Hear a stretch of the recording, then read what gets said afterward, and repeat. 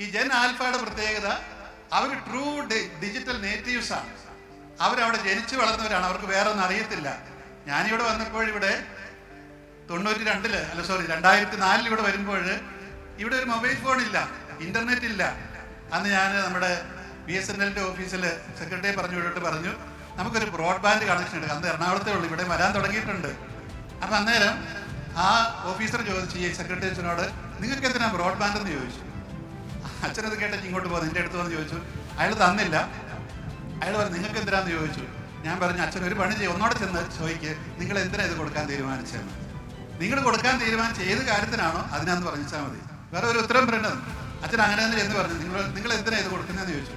അയാൾ എനിക്ക് ഞാൻ പാടുന്നു, അന്ന് അറിയത്തില്ലെങ്കിൽ അതിന് തന്നേച്ചാൽ മതി എന്ന് പറഞ്ഞു. അങ്ങനെ ആദ്യമായിട്ട് ഈ വയനാട്ടില് ബ്രോഡ്ബാൻഡ് കണക്ഷൻ എടുത്ത് ബിഷപ്പ് ഹൗസിലായിരുന്നു. അപ്പോൾ നമുക്ക് അങ്ങനെയൊക്കെ പറയാൻ പറ്റുന്നത് എന്തുകൊണ്ടാണ്? പറയാൻ പറ്റുന്നത് ഏതാണ്ട് ഇവരുടെയൊക്കെ ചിന്താഗതിയിൽ ജീവിക്കാൻ പറ്റുന്നതുകൊണ്ടാണ്. അല്ലെ നമ്മൾ പുറന്തള്ളപ്പെട്ടു പോകും. ഡിജിറ്റൽ നേറ്റീവ്സ് ആണ്. അപ്പോൾ അവര് എവിടെയാണ് ജനിച്ചു വീണത്? തന്നെ world of smart phones, YouTube, AI voices, visual thinkers, അതുപോലെ എല്ലാം ഈ പറയുന്ന ഇന്ററാക്ടിവിറ്റിക്ക് വേണ്ടിയിട്ട് നടക്കുന്നവരാണ് അവർ. Interactivity and instant feedback. അവർക്ക് ഒരു 3 മിനിറ്റിൽ കൂടുതലൊന്നും ശ്രദ്ധ കേന്ദ്രീകരിക്കാനായിട്ട് സാധിക്കില്ല ഒരിക്കലും. കാരണം അവരിങ്ങനെ റീൽസ് ഇങ്ങനെ കാണിച്ച് പഠിച്ചവരാണ്. മാത്രമല്ല ഇതിന്റെ പ്രത്യേകത എന്താണ്? ഇപ്പം അമ്മമാര്, നിങ്ങൾ തന്നെ അമ്മമാരുണ്ടാകും, കുട്ടികൾക്ക് ഭക്ഷണം കൊടുക്കുമ്പോൾ നിങ്ങൾ ചെയ്യുന്നത് എന്താണ്? മൊബൈൽ ഇങ്ങനെ കാണിച്ചുകൊണ്ടിരിക്കും, അല്ലെങ്കിൽ TV ഇങ്ങനെ കാണിച്ചുകൊണ്ടിരിക്കും. അപ്പൊ എന്താ സംഭവിക്കുന്നത്? ഈ കുട്ടിയെ സംബന്ധിച്ച് കാണുന്നതെല്ലാം റിയലാണ്, അത് യാഥാർത്ഥ്യമാണ്. അപ്പൊ നമ്മുടെ കാർട്ടൂണിലൊക്കെ ഉള്ള ആളുകളുടെ മൂക്കൊക്കെ നോക്കുക, ഒരുത്തം പിടിച്ച് ഒരു വലി ഇങ്ങനെ നീണ്ടങ്ങ് പോവുകയാണ്. ഇതുകൊണ്ടാണ് ഈ കുട്ടികൾ മൂക്കയിലൊക്കെ പിടിച്ച് വലിക്കുന്നത്. കാരണം അവരുടെ ബ്രെയിൻ അങ്ങനെ അനുഭവപ്പെടുക, അവരുടെ ബ്രെയിൻ അങ്ങനെ. അതുകൊണ്ട് ടീച്ചറിന്റെ മൂക്കെ പിടിച്ച് വലിച്ചാൽ ഒരു കുഴപ്പമില്ലെന്ന് അവർ കരുതുന്നത്. അവർ നിങ്ങളെ ഉപദ്രവിക്കാനൊന്നുമല്ല. അതുപോലെ തന്നെ അവരെടുത്ത് ചാടും വേണമെങ്കിൽ. എന്തുകൊണ്ടാണ് എടുത്ത് ചാടുന്നത്? ഈ ബ്ലൂ വെയിൽസിലൂടെ ഒക്കെ പോയി ചാകാൻ പോകുന്നത്. കാരണം അവരെ സംബന്ധിച്ചത് റിയലാണ്. അതുകൊണ്ടാണ് അവരുടെ ബ്രെയിൻ അങ്ങനെ അനുഭവപ്പെട്ടിരിക്കുന്നത്. ഈ TV യിൽ കാണുന്ന യാഥാർത്ഥ്യമല്ലാത്ത കാർട്ടൂണുകളും അതുപോലെയുള്ളത് എല്ലാം അവരെ സംബന്ധിച്ച് റിയലാന്ന് നിങ്ങൾ ഓർക്കണം.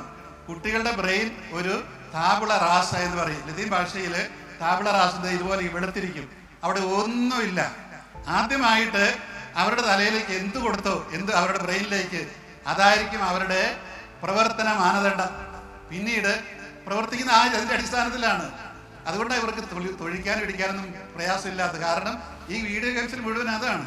ഞാനൊരിക്കൽ എറണാകുളത്തോടെ വണ്ടി ഓടിച്ച് പോകുമ്പോൾ ഒരു ഇടവഴിന്ന് ഒരുത്തൻ, ഒരു 10-20 വയസ്സുണ്ട്, അവനിങ്ങനെ പോണം പോലെ എൻ്റെ വണ്ടിക്ക് ഇടിക്കാൻ. അപ്പൊ ഞാൻ പെട്ടെന്ന് നിർത്തി, അവനും നിർത്തി.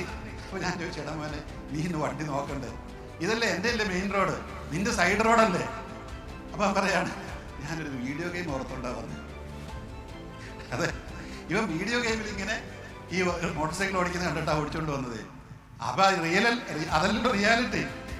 നിങ്ങൾ കേട്ടല്ലേ കൊച്ചുകുട്ടികൾ ഇങ്ങനെ ഡാൻസ് കളിക്കുന്നത് ഇങ്ങനെ കാണിച്ചുകൊണ്ടൊക്കെ പോകുന്ന വഴികൂടെ, ക്രിക്കറ്റ് കളിക്കുന്നവർ ഇങ്ങനെ കാണിക്കുന്നതാണല്ലോ.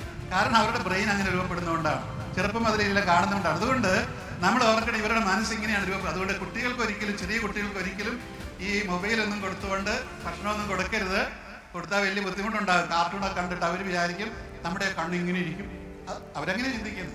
അപ്പോൾ 8 മുതൽ 12 വരെയുള്ളവരുടെ ആവറേജ് അറ്റൻഷൻ സ്പാൻ എന്ന് പറയുന്നത് വളരെ വളരെ വളരെ ചുരുക്കമാണ്. വളരെ ചെറിയൊരു സ്പാനേ ഉള്ളൂ.